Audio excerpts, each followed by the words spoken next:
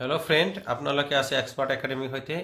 এই প্ৰশ্নটোলৈকে মন কৰক। এনেকুৱা ধৰণৰ প্ৰশ্ন অহাকালি যিসকলে চিটেটৰ পৰীক্ষা দিব তেওঁলোকৰ কাৰণে খুবেই গুৰুত্বপূৰ্ণ। পেপাৰ 1ত 100% এটা কোশ্চিন আহিব আৰু আপোনালোকে ধৰি থাকক এই ভিডিঅ'টো যদি শেষলৈকে চায় তেনেহ'লে আপোনালোকে নিশ্চিত থাকক 1 মাৰ্ক আপোনালোকে পালে।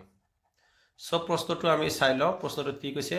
এ train leaves Delhi from Delhi 129 August 2019 at 16:30 hours and reaches its destinations on 31st August at 8:45 hours. The total travel time of the journey is hetu uliabo lage.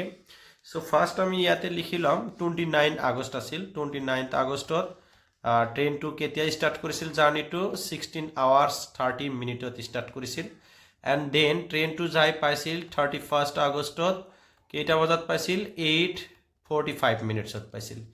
So ইয়াতে যদি আমি চাওঁ ইয়াক প্ৰথমত আমি চাব লাগিব মাজত কিমান টাইমছ আছিল আমাৰ 30 আগষ্ট আছিল। 30 আগষ্ট এটা দিন কমপ্লিটলি আছে, তাৰ কাৰণে আমি পাম 24 আৱাৰ এটা পাই যাম। 24 আৱাৰ এটা পাম।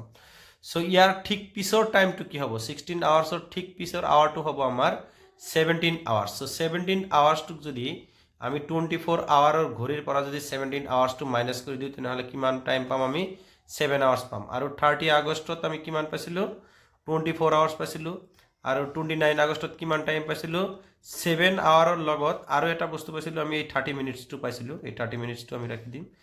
আৰু এটা আছিল 31 আগষ্টত আমাৰ কিমান আৱাৰ আছিল? 8 আৱাৰ্ছ আছিল।